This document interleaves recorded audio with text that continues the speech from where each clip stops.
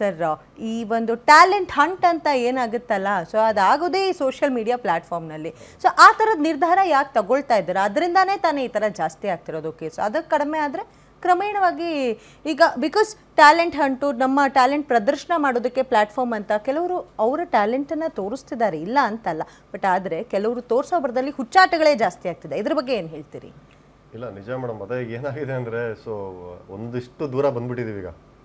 ಅದು ವಾಪಸ್ ಹೋಗೋದು ಭಾಳ ಕಷ್ಟ. ಅದು ಹೆಂಗೆ ಅಂದರೆ, ನಾವೇ ಸೆಲ್ಫಾಗಿ ನಾವೇ ಅದನ್ನು ಅರ್ಥ ಮಾಡ್ಕೊಂಡು ಹೋಗ್ಬೇಕು. ಸರ್ ಹೇಳ್ದಂಗೆ ಒಂದು ಸರ್ಟನ್ ಏಜ್ವರೆಗೂ ತುಂಬ ಕಷ್ಟ ಮಕ್ಕಳನ್ನ ನಾವು ಹ್ಯಾಂಡಲ್ ಮಾಡೋದು. ನೀವು ಈಗ ನನ್ನ ಪರ್ಸ್ನಲ್ಲಾಗಿ ಡಾಕ್ಟರ್ ಸರ್ ಹೇಳ್ತಾ ಇದ್ರು, ನನ್ನ ಅಪಾರ್ಟ್ಮೆಂಟಲ್ಲಿ ನಾನು ಸೆಕ್ರೆಟ್ರಿ ಇದ್ದೀನಿ ಆ್ಯಕ್ಚುಲಿ.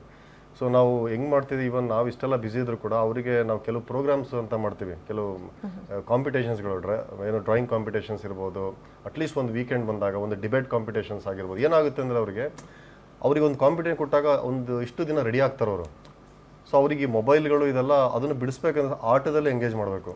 ಸೊ ಇಲ್ಲ ಅಂದರೆ ತುಂಬ ಕಷ್ಟ ಅದು. ಬಟ್ ಇದು ಟ್ಯಾಲೆಂಟೆಂಟ್ ಅಂದರೆ ಏನಾಗುತ್ತೆ ಅಂದರೆ, ಈಗ ನಮಗೆ ಈಗ ನೋಡಿರೋ ಮೊದಲೆಲ್ಲ ಒಂದು ಸಿನಿಮಾಗೆ ಆರ್ಟಿಸ್ಟ್ ಆಗಿ ಬರಬೇಕು ಅಂದರೆ ಒಂದು ಸರ್ಟನ್ ಅವ್ರು ಫಿಕ್ಸ್ ಆಗ್ತಾ ಇದ್ರು ರೋಲ್ಗಳಿಗೆ, ಅವರೇ ಮಾಡ್ತಾ ಇದ್ರು. ನೀವು ರಾಜ್ಕುಮಾರ್ ಸರ್ ಸಿನಿಮಾ ತಗೊಳ್ಳಿ, ಅದರಲ್ಲಿ ಅದೇ ಕ್ಯಾರೆಕ್ಟರ್ಗಳು ಎಲ್ಲ ಸಿನಿಮಾದಲ್ಲೂ ಮಾಡ್ತಾ ಸರ್. ಈಗ ರೀಲ್ಸ್ ಅಲ್ಲಿ ಪಾಪ್ಯುಲರ್ ಆದವರೆಲ್ಲ ಕಟ್ ಮಾಡಿದ್ರೆ ಹೀರೋಯಿನ್ ಹೀರೋ ಪಿಕ್ಚರ್ಗೆ ಅಂಡ್ ಸ್ಮಾಲ್ ಸ್ಕ್ರೀನ್ ಅಲ್ಲಿ ಅವ್ರಗಳೇ ಕಿಂಗು ಕ್ವೀನು.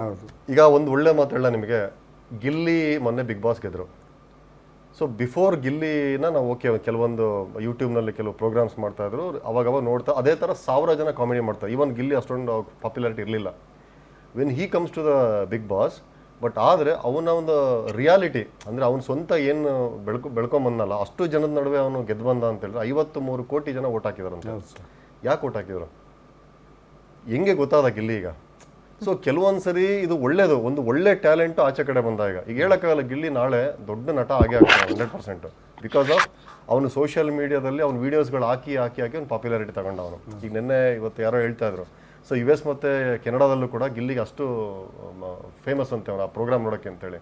ಒಂದು ವೇನಲ್ಲಿ ಮೇಡಮ್ ಇಲ್ಲಿರೋರನ್ನ ಅಲ್ಲಿ ತನಕ ತೊಗೊಂಡೋಗೋದು ಈ ಸೋಷಿಯಲ್ ಮೀಡಿಯಾದಲ್ಲೇ. ಯಾಕಂದರೆ ಇದರಿಂದನೇ ಆಪರ್ಚುನಿಟಿ ಸಿಗ್ತಾ ಇರೋದು. ಈಗ ನಾನೇ ಒಂದು ಸಿನಿಮಾಗೆ ಕ್ಯಾಸ್ಟಿಂಗ್ ಮಾಡಬೇಕು ಅಂದರೆ ನಾನು ಹುಡ್ಕೊಂಡು ಹೋಗೋಕ್ಕಾಗಲ್ಲ, ಬಿಕಾಸ್ ಐ ಆಮ್ ಬಿಸಿ. ನಾನು ಪ್ರೊಫೆಷ್ನಲಿ ಬೇರೆ ಇದ್ದೀನಿ. ನಾನು ಏನು ಮಾಡ್ತೀವಿ, ಒಂದು ಪೋಸ್ಟ್ ಹಾಕ್ತೀನಿ ಇನ್ಸ್ಟಾಗ್ರಾಮಲ್ಲಿ, ನಮ್ಗೆ ಈ ಥರ ಆರ್ಟ್ ಬೇಕು ಅಂತೇಳಿ ಅಂತ. ಸೊ ಎಷ್ಟೋ ಜನ ಟ್ಯಾಲೆಂಟ್ಗಳು ಬರ್ತಾರೆ, ನಾವು ಅವಕಾಶ ಕೊಡ್ತೀವಿ, ಅವರು ಒಳ್ಳೆ ಅದನ್ನು ಚೆನ್ನಾಗಿ ಯೂಸ್ ಮಾಡ್ಕೊತಾರೆ, ಒಳ್ಳೆ ಅವರಿಗೆ ಒಂದು ಮುಂದೆ ಒಂದು ಪ್ಲ್ಯಾಟ್ಫಾರ್ಮ್ ಸಿಗುತ್ತೆ ಅವರಿಗೆ.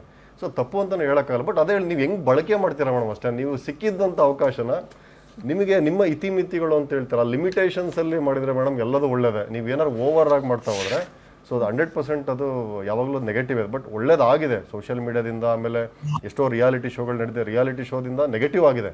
ತುಂಬ ಜನ ಜೀವನ ಹಾಳು ಮಾಡ್ಕೊಂಡಿದ್ದಾರೆ. ಬಿಕಾಸ್ ಇದೇ ನಮ್ಮ ಜೀವನ ಅನ್ಕೊಂಡ್ಬಿಟ್ಟಿದ್ದಾರೆ ಪಾಪ. ಒಂದು ಸರಿ ಪ್ರೈಸ್ ಗೆದ್ದ ಮೇಲೆ ನಾನು ಫಸ್ಟ್ ಬಂದೆ ಅಂತೇಳಿ ಎಷ್ಟೋ ರಿಯಾಲಿಟಿ ಶೋ ನೆಕ್ಸ್ಟ್ ಕಟ್ ಮಾಡಿರೋ ಆಪರ್ಚುನಿಟಿಗಳಿಲ್ಲ.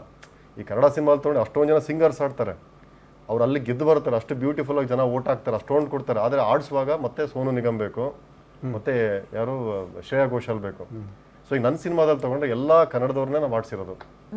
ಅಂದರೆ we have to take some risk ಅಷ್ಟೇ. ಅಂದರೆ ನಮ್ಮ ಒಂದು ನೇಟಿವಿಟಿಗೆ, ನಮ್ಮಲ್ಲಿರೋರಿಗೆ ನಾವುಗಳು ಸಪೋರ್ಟ್ ಮಾಡ್ತಾ ಬರ್ಬೇಕು. ಏನಾಗುತ್ತೆ ಅಂದರೆ, ಸಪೋರ್ಟ್ ಕೊಟ್ಟಾಗ ಒಂದು ಕಾನ್ಫಿಡೆನ್ಸ್ ಹೌದಪ್ಪ ನಮ್ಮನ್ನು ಕನ್ಸಿಡರ್ ಮಾಡ್ತಾರೆ ಅಂತ. ಎಷ್ಟೋ ಸರಿ ಗೆದ್ದಿರ್ತಾರೆ, ಸೋಷಿಯಲ್ ಮೀಡಿಯಾ ಹೈಪ್ ಕೊಟ್ಬಿಡ್ತಾರೆ. ನೀವು ಹೇಳಿದ್ರೆ ತುಂಬ ಹೈಪ್ ಕೊಡ್ತಾರೆ ಅವರಿಗೆ, ತಗೊಂಡೋಗಿ ಮೇಲೆ ಕೂರಿಸ್ತಾರೆ. ಸೊ ಅದು ಏನಾಗುತ್ತೆ ಅವರಿಗೆ ತೊಗೊಳಕ್ಕಾಗಲ್ಲ ಮೇಡಮ್. ಅದು ಆ ಪಾಪ್ಯುಲಾರಿಟಿ ಇದೆಯಲ್ಲ, ಮೊದಲೆಲ್ಲ ಹೆಂಗಿತ್ತು ಸರ್, ಈಗ ಒಂದು 60 ವರ್ಷ ಸರ್ವಿಸಲ್ಲಿ 60 ವರ್ಷಕ್ಕೆ ಅವನೇನೋ ಫೇಮಸ್ ಆಗ್ತಾ ಇದ್ದ ಅವನ ಕೆರಿಯರ್ ಎಂಡಲ್ಲಿ. ಈಗ ಏನಾಗಿದೆ ಅಂದರೆ ಡೇ ಒನ್ನಲ್ಲಿ ಎಲ್ಲ ಚೇಂಜ್. ಆದರೆ ಸೆಕೆಂಡ್ ಡೇಗೆ ಅಂತ ಬಂದಾಗ ಅವನಿಗೆ ಅವಕಾಶ ಸಿಕ್ಕಿಲ್ಲ ಅಂದಮೇಲೆ ಅವನ ಪಾಪ್ಯುಲಾರಿಟಿ ನೋಡಿರ್ತಾನೆ, ಅವನ ಆ ಸ್ಟೈಲ್ ಆಫ್ ಲಿವಿಂಗಿಗೆ ಹೋಗಿರ್ತಾನೆ, ಅವನು ಅದನ್ನು ಮಾಡೋಕ್ಕಾಗದೇ ಇದ್ದಾಗ again they is come to suicidal ಅಷ್ಟೇ. ನಾನು ಒಂದು ಹೇಳೋದೇ ಮೇಡಮ್, ಈಗ ನಿಮಗೆ ಒಂದು ವೃತ್ತಿ ನೀವು ಮಾಡ್ತಾ ಇರ್ತೀರಾ. ಸೊ ನಾಳೆ ಬೆಳಗ್ಗೆ ನಾವೆಲ್ಲರೂ ಕೂಡ ಖಾಸಗಿ ಕಂಪ್ನಿಲಿ ಕೆಲಸ ಮಾಡ್ತಾ ಇದ್ದೀವಿ. 100% ನಮ್ಗೆ ಯಾವುದೂ ಕೂಡ ಗ್ಯಾರಂಟಿ ಇಲ್ಲ ನಾವು ರಿಟೈರ್ಡ್ ಆಗೋರ್ಗೂ ಮಾಡ್ತೀವಿ ಅಂತ. So we have to plan for a backup ಅಷ್ಟೇ. ನಮ್ಮ ಜೀವನನ ನಾವು ಚೆನ್ನಾಗಿ ಇಟ್ಕೋಬೇಕು ಅಂತೇಳಿ ನಾವು ಅದಕ್ಕೆ ಒಂದು ಪ್ಲ್ಯಾನ್ ಮಾಡ್ಕೊಂಡು ಹೋಗಬೇಕು. ಸೊ ಇದೇ ನನ್ನ ಜೀವನ, ನಾನು ಹಿಂಗೆ ಇರ್ತೀನಿ ಅಂತ ಇದ್ದಾಗ ನಾಳೆ ಏನಾರೋ ಆಗಿ ನೆಗೆಟಿವ್ ಒಂದು ನನ್ನ ಕೆಲಸ ಹೋಯ್ತು ಅಂದರೆ ಎಷ್ಟೋ ಜನಕ್ಕೆ ನೆಕ್ಸ್ಟ್ ಆಪ್ಷನ್ ಇದೆ ಸುಸೈಡ್. ನನ್ನ ಕೈಲಿ ಹ್ಯಾಂಡಲ್ ಮಾಡೋಕ್ಕಾಗಲ್ಲ ಬಿಕಾಸ್ ಆಫ್ ನನ್ನ ಪರ್ಸ್ನಲ್ ಲೋನ್ ಇರ್ಬೋದು, ಹೋಮ್ ಲೋನ್ ಇರ್ಬೋದು, ವೆಹಿಕಲ್ ಲೋನ್ ಇರ್ಬೋದು. ಆದರೆ ನಮಗೆ ಆ ಥರ ಅನ್ಸಲ್ಲ. ಯಾಕೆಂದರೆ ದೇವ್ರು ಕೊಟ್ಟಿರೋಂಥ ಒಂದೇ ಒಂದು ಜೀವನ ಇದು, ನಾವು ಎಷ್ಟು ಚೆನ್ನಾಗಿ ಯೂಸ್ ಮಾಡ್ಕೋಬೋದು. ಮನುಷ್ಯನಿಗೆ ಕಷ್ಟಗಳು ಬರೋದು, ಅವ್ನು ಕೊಡೋದೇ ಕಷ್ಟ. ಅದಕ್ಕೋಸ್ಕರ ನೀನು ಹೆಂಗೆ ಫೈಟ್ ಮಾಡಿ ಎದ್ದು ಬರ್ತೀಯ ಅನ್ನೋದೇ ಅದು. ಈಗ ನಾನು ಸಿನಿಮಾ ಮಾಡೋಕ್ಕೆ ಅಂತ ಬಂದಾಗ ನಂಗೆ 3 ವರ್ಷದಿಂದ ಸ್ಟಾರ್ಟ್ ಮಾಡಿ ಜರ್ನಿ. ಸೊ ತುಂಬ ಜನ ಬೇಡ ಅಂದರು, ಚೆನ್ನಾಗಿರೋ ಕೆಲಸ ಇದೆ ಏನಕ್ಕೆ ಬರ್ತೀಯ ಅಂತ. ಬಟ್ ನಮಗೆ ತುಂಬಾ ಮನಸ್ಸಲ್ಲಿ ಪ್ಯಾಷನ್ ಇತ್ತು, ಮಾಡಬೇಕು ಅನ್ನೋದು ಭಾಳ ಹುಚ್ಚಿತ್ತು. ಅವತ್ತೇನಾದ್ರು ನಾವು ಸ್ಟಾಪ್ ಮಾಡಿದರೆ ಇವತ್ತು ನಾನು ನೀವೊಂದು ಡೆಸಿಗ್ನೇಷನ್ ಕೊಟ್ರಿ, ಅದು ನನಗೆ ಇವತ್ತು ಬರ್ತಿರ್ಲಿಲ್ಲ, ನಾನು ಇಲ್ಲಿ ಬಂದು ಕೂರ್ತಾ ಇರಲಿಲ್ಲ. ಸೊ ಐ ಆಮ್ ಹ್ಯಾಂಡ್ಲಿಂಗ್ ಪ್ಯಾರಲಲ್ಲಿ ಅಷ್ಟೇ. ಇವತ್ತು ನನಗೆ ಖುಷಿ, ನನ್ನ ಸಿನಿಮಾ ಕಂಪ್ಲೀಟ್ ಆಯಿತು, 12ನೇ ತಾರೀಕು ಸಿನಿಮಾ ರಿಲೀಸ್ ಆಗ್ತಾ ಇದೆ, 12ನೇ ತಾರೀಕು ಆದ್ಮೇಲೆ ಏನೋ ಒಂದು ಆಗುತ್ತೆ. ಸೊ ಈ ಥರದ್ದು ಕೆಲವೆಲ್ಲ ನಮ್ಮ ಸ್ವಂತವಾಗಿ ಮೇಡಮ್, ನಮ್ಮ ಒಂದು ಏಜ್ ಆಗ್ತಾ 16 ವರ್ಷ 18 ವರ್ಷ ಹಿಂಗೆ ನಾವು ಬೆಳೀತಾ ಹೋಗ್ತೀವೋ, ನಮ್ಮನ್ನ ನಾವೇ ಸೆಲ್ಫ್ ಆಗಿ ನಾವು ಬೆಳ್ಕೋತ ಹೋಗ್ಬೇಕು ಸರ್ ಅಷ್ಟೇ. ಯಾಕೆ ನಮ್ಮ ಹಿರಿಯರನ್ನ ನಾವು ನೋಡಬೇಕು. ಸೊ ನಿಮ್ಮಲ್ಲಿ ಏನಾದ್ರು ಪಾಸಿಟಿವ್ ಕಲಿಬೇಕು. ಏನಾಗುತ್ತೆ, ಎಲ್ಲದಕ್ಕೂ ನಾವು ಡಿಬೇಟ್ ಮಾಡೋಕ್ಕಾಗಲ್ಲ.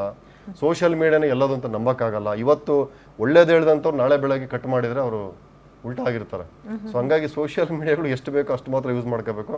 ಬಟ್ ದಯಮಾಡಿ ಯಾರು ಕೂಡ ಆ ಸೂಸೈಡನ್ನು ಇದಕ್ಕೆ ಹೋಗ್ಬೇಡಿ.